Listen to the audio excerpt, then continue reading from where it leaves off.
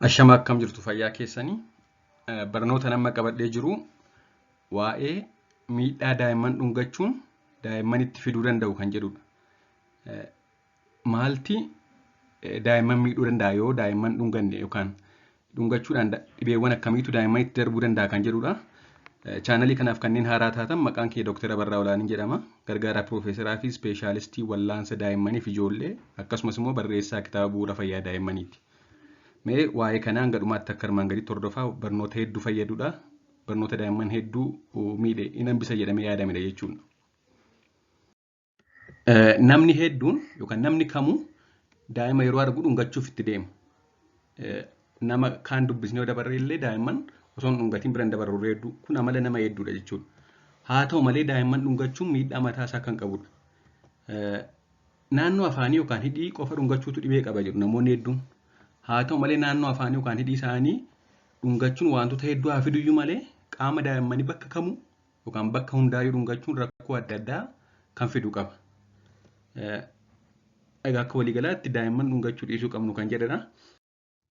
Mee daa'imman dhungachuun dhibee akkamii fida?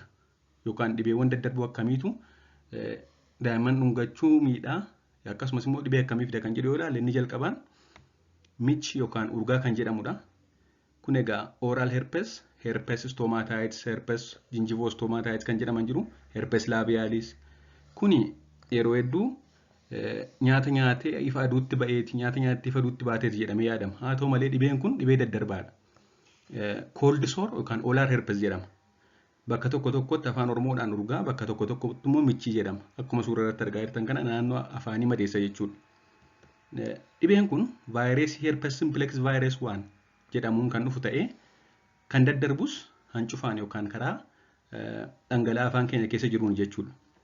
Namoonni gurguddoon kanaan dura dhibee kanaan qabamanii fayyanii yoo ta'e ammatti mallattoo tokkollee hin qaban yoo ta'e sababa vaayirasiin kun mallattoo agarsiisuu baatullee hancufa isaanii keessa yookaan naannoo afaan isaanii umurii isaanii guutuu waliin turuuf osoo nagaa fakkaatanillee ijoollee dhungachuudhaan ijoolleetti dabarsu. Mee waa'ee kana dhibee tokko daa'ima dhibee akkasii qabu dhibee akkasiidhaan baay'ee rakkataa jiru akka armaan gaditti ilaalaa.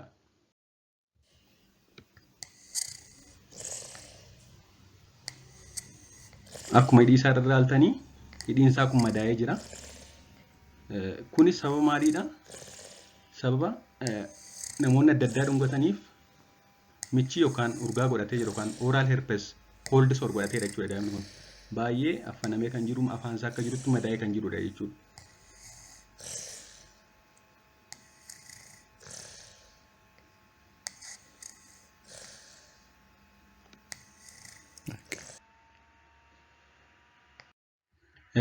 Dhibeen lammaffaan kan dhungachuudhaan daa'immanitti darban yookaan daa'immanitti dhufan keessaa inni gara biraan respiratory syncytial virus kan jedhamu.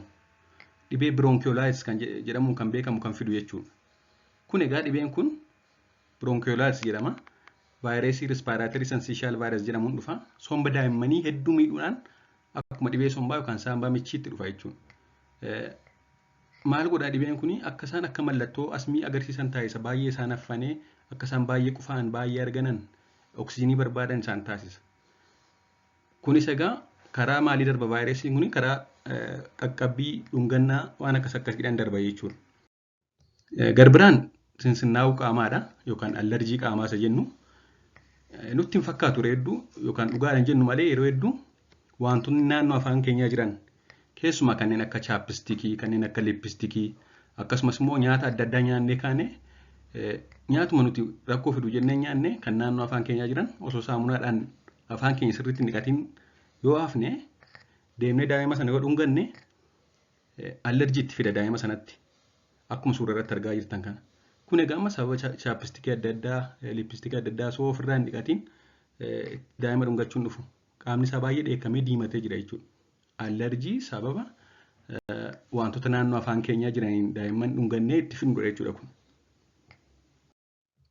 Inni sadaffaan dhibee hand foot mouth disease jedhamudha.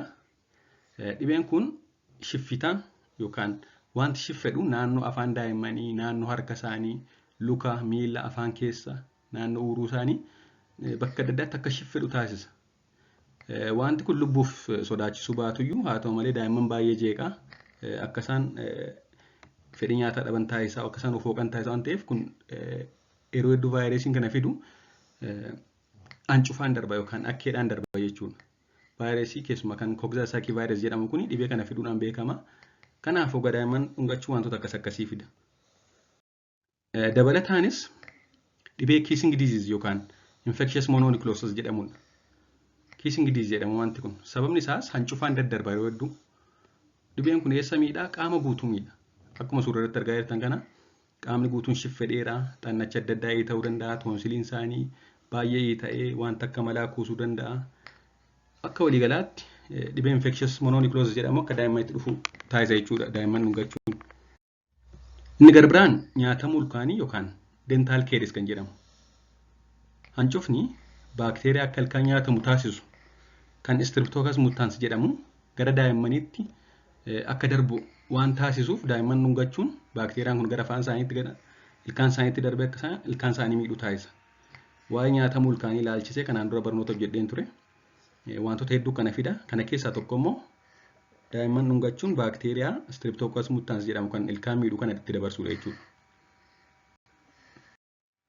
Inni garbiraan kan beekuu qabnu akka waliigalaatti kanaafuu hanga danda'ametti daa'imman dhungachuu dhiisuun gaariidha. Haa ta'u malee yeroo akkas hin dhugaa abbaa faatillee daa'ima osoo hin dhungatiin guddisuun baay'ee cimaa. Egaa akka waliigalaatti kan beekuu qabnu addatti naannoo afaan isaanii dhungachuu dhiisuu. Keessumaa immoo yeroo mallattoolee kanneen akka utaalloo, kanneen akka shiffita adda addaa, mallattoolee kanneen akka furrii, haxxiffachuu waan akkasii qabnu ofii keenyas haa ta'e namni biraan daa'immanitti hiikuullee hin qabnu dhungachuu haa turu. Osoo hin baannu ta'e tootti ta'ellee gaariidha jechuudha. Akkasumas namoota waliin jiraatanii fi kanneen daa'ima biraa dhufanii haasofsiisan yookaan daa'ima waliin oolan wantoota akkasii barsiisuun baay'ee gaariidha. Newborn babies have immature immune system and haven't been fully vaccinated.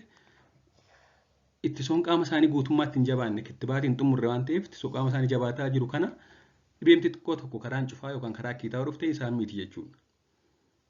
Kanaafuu hanga danda'ametti daa'imman dhungachuu dhiisuun waan murteessaadha.